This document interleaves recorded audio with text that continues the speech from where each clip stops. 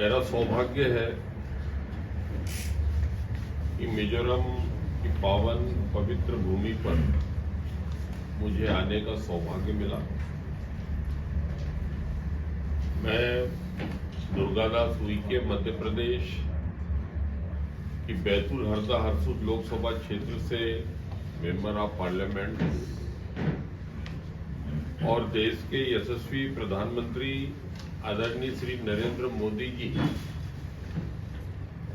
के मंत्रिमंडल में केंद्रीय राज्य मंत्री जनजातीय मंत्रालय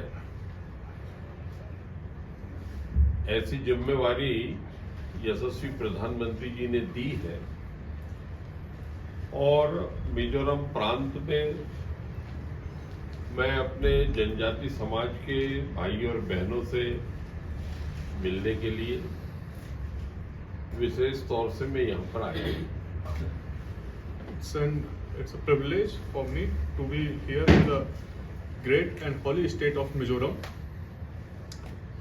I belong to Baitul Khandwa constituency of Lok Sabha constituency of Madhya Pradesh. Baitul Harsud and Harda constituency of Madhya Pradesh. The Honorable Prime Minister Shri Narendra Modi ji has given me the responsibility of the Tribal Affairs Ministry, and I am very thankful to you all of you for giving me opportunity in the great land of Mizoram. आजादी के बाद में सर्वाधिक जिन्होंने शासन किया देश पर, उन्होंने हमारे दूरस्थ अंचलों में, पहाड़ों में, पर्वतों में रहने वाले हमारे आदिवासी भाई और बहनों की जो दलित है, शोषित है, पिछड़े हैं, वंचित हैं, उन लोगों की चिंता नहीं की। लेकिन 2014 के बाद में देश के यशस्वी प्रधानमंत्री श्री नरेंद्र मोदी जी के कुशल प्रेरक नेतृत्व में गांव-गांव में सड़कें हैं, बिजली है, पानी है, किसान सम्मान निधि है, शिक्षा है, स्वास्थ्य है, कृषि है, ग्रामीण अधोसंरचना है। सभी प्रकार से ये भारत सर्वसंपन्न, सर्वशक्तिशाली और विकसित राष्ट्र बन सके, इसकी चिंता देश के यशस्वी प्रधानमंत्री जी कर रहे हैं। Post independence, the government which has ruled for the most part of the time, for the most period, has not taken the due care of all areas of the country. There are many areas like northeast and other remote areas which were remained backward, rather exploited by the governments and other persons. But now, after 2014, under the Honorable Prime Minister Shri Narendra Modi ji, the government is taking the development for all the people in the wholesome way, whether it is agriculture, education, employment, health, roads, infrastructure, electricity, any other field. So government is taking full care of all these things.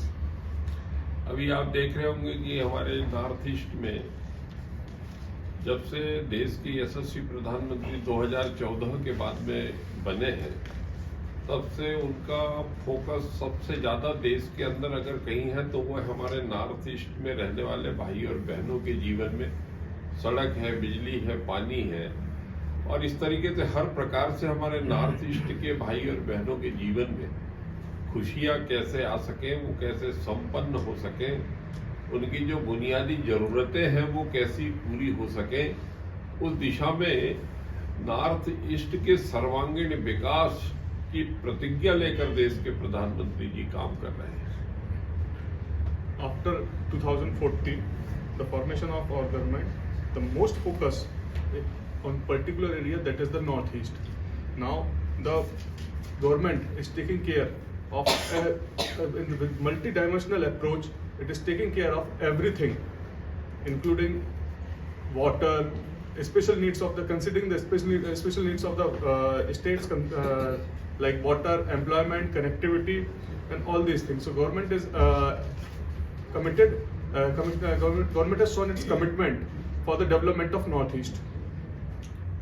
अभी देश के यशस्वी प्रधानमंत्री जी के कुशल प्रेरक नेतृत्व में मित्रों, ये पहली बार है कि हमारे जनजाति समाज की हमारी बहन राष्ट्रपति के रूप में श्रीमती द्रौपदी मुर्मू जी को एक अवसर जनजाति समाज को दिया है।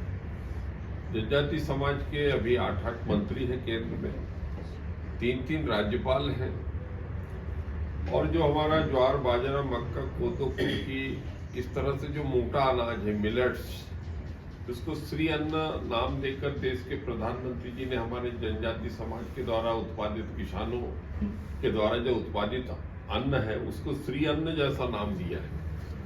और उसमें वन औषधियों से लेकर हमारे वन उत्पाद, उसको क्या है कि समर्थन मूल्य पे खरीदने से लेकर और उसकी प्रोसेसिंग करके हमारे जनजाति समाज के लोग उद्यमी बनकर आर्थिक रूप से समृद्ध हो सके, इस दिशा में भी महत्वपूर्ण पहल यशस्वी प्रधानमंत्री जी के नेतृत्व में हो रही है। Under the leadership of Honorable Prime Minister, we have development of tribal peoples has taken place. The Honorable President, who is as a sister to Honorable Minister Sir, is from the tribal background. There are 8 ministers from the tribal background in the government of India. There are 3 governors who are also from the tribal backgrounds. The Honorable Prime Minister has also considered the coarse grain like bajra and other as Sri Ann, and it has termed as that Sri Ann and shown its importance as Sri Ann, and this is the food which is majorly consumed by the tribal people. So this food has also given the due importance in the form of designated as Sri Ann. Now the government is also providing the MSP for minor forest product, and one of the government is also considering and giving the support for one औषधि in its program. अभी जनजाति मंत्रालय के तत्वावधान में यशस्वी प्रधानमंत्री जी के कुशल प्रेरक नेतृत्व में अभी हमारे एकलव्य आदर्श विद्यालय, आवासीय विद्यालय है, पूरे देश भर में लगभग 800 से ऊपर 728 करीब विद्यालय हमारे जो है अभी जो पूरे जनजातीय क्षेत्रों में है, जहां हमारे बच्चों को केंद्रीय विद्यालयों की तर्ज पर हमारे जनजाति समाज के बच्चों को अच्छी शिक्षा, दीक्षा, खेल और स्वास्थ्य, हर प्रकार से उनके जीवन में खुशियां आए और वहां से IAS, IPS, IFS ऐसे बच्चे हमारे उन छात्रावासों से निकले। उसके लिए शिक्षा के क्षेत्र में एक क्रांतिकारी कदम यशस्वी प्रधानमंत्री जी के नेतृत्व में उठाया गया है, और आज हमने एकलव्य आदर्श आवासीय विद्यालय को देखकर अभी हम लौटे हैं, और वहाँ पे जो भी समस्याएं हैं उन समस्याओं के संबंध में tribal secretary, tribal commissioner, welfare और तमाम जितने अधिकारी थे उन सब लोगों को क्या है कि निर्देशित करके और ये छात्रावास और भी कैसे अच्छे बन सकते हैं, जहाँ पर जो काम अभी रुके हुए हैं वो काम जल्दी से जल्दी पूरे हो, और जहाँ पर भी धन धान्य की आवश्यकता है, किसी प्रकार से कोई कमी रह गई है, तो उसके लिए भी क्या है कि प्रस्ताव हमने आमंत्रित किए हैं, ताकि मिजोरम प्रांत में शिक्षा से लेके, स्वास्थ्य से लेके और उनके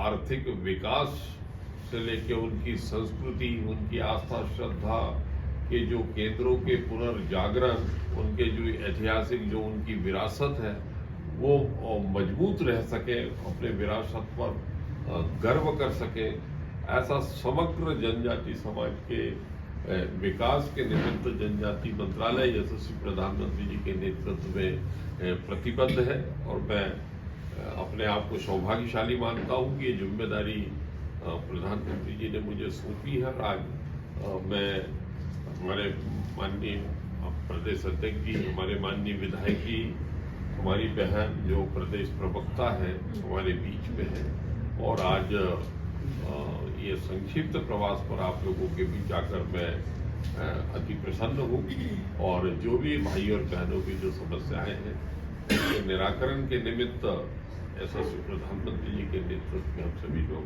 प्रतिबद्ध है। भारत माता की जय।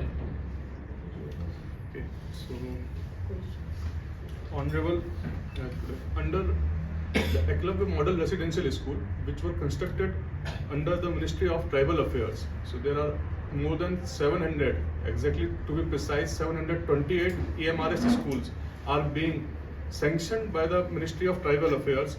These schools will function in the remotest corner of the countries and cater the tribal areas, specifically the tribal areas. The tribal children will study here, and for this purpose these schools are created to provide the quality education to all the tribal people. This school not only focusing on the education, but also ensuring the overall development of the children, which upbring them with the cultural heritage and the sports and the modern technology. The vision of this school to make them a prosperous, peaceful and good citizen of the country. The students may become IAS, IPS, IRS from these schools. Today I have visited the one EMRS in Tangwang, and I have seen all the facilities and school and hostel which is being constructed over there. And after inspection, I have also issued the necessary direction to the concerned secretary and director. These schools will ensure the imbibing the cultural heritage in the school, and further I also emphasize that all the BJP state BJP members are also along with me. I am honored and privileged by their presence, and also honored and thank you for your presence also. And Jai Hind, Jai Bharat. Any questions? Sir, this morning we have visited EMRS at Lamnuam. What is your feedback, sir? What is your take? Are you satisfied?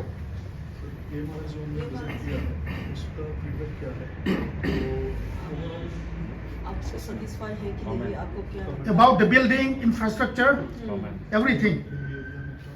देखिए, जो मंशा है जनजाति समाज के सर्वांगीण विकास की, उसमें बुनियादी स्तर पे जहाँ पर उनके मैदानी भूभाग में या थोड़े से शहर के करीब में क्या है कि स्थानों का चयन करना चाहिए था, लेकिन वो नहीं हो पाया। और जिस गुणवत्ता के साथ में क्या है भवन बनने चाहिए थे, उस पे गुणवत्ता में भी कुछ क्या है कमी मुझे लगती है, और इस हिसाब से उनको निर्देशित किया है कि निर्माण कार्य से लेकर और शैक्षिक व्यवस्था एकेडमिक जो है वो बहुत ही बढ़िया होनी चाहिए, जो मंशा जो यशस्वी प्रधानमंत्री जी की है। और मुझे उम्मीद है कि आने वाले कल में हम लगातार अच्छी दिशा में हम बढ़ पाएंगे। Should I translate? Yeah, please. Please. Translate. The intention of the government is to provide the basic facilities, including the quality educations. I have visited the school, and the school is bit in the remote areas and bit far away, and the approach road is also not in good condition. Government has also provided some fund for the construction of the road also, and in the building, I've also inspected the building and other interacted with the other teachers and non-teachers teaching staff. There are some issues pointed out, and these are directions are given to the concerned authorities, including the contractors, to complete the building in the due course of time with the standard quality.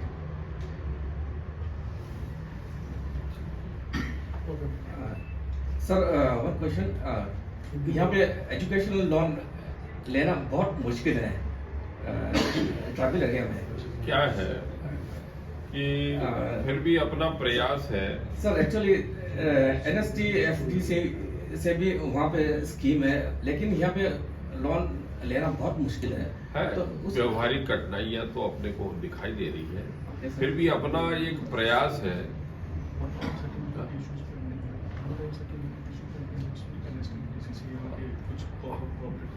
उसमें जहाँ जहाँ भी दिक्कतें हैं उस पर तीखी और पैनी नज़र हमारे मंत्रालय की हमारी है, और वो सारी समस्याओं का निराकरण हम करने वाले हैं।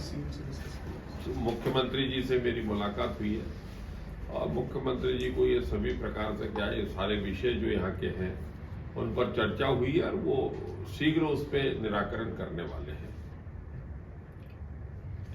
Have you got it? I think this is Okay. done. ठीक है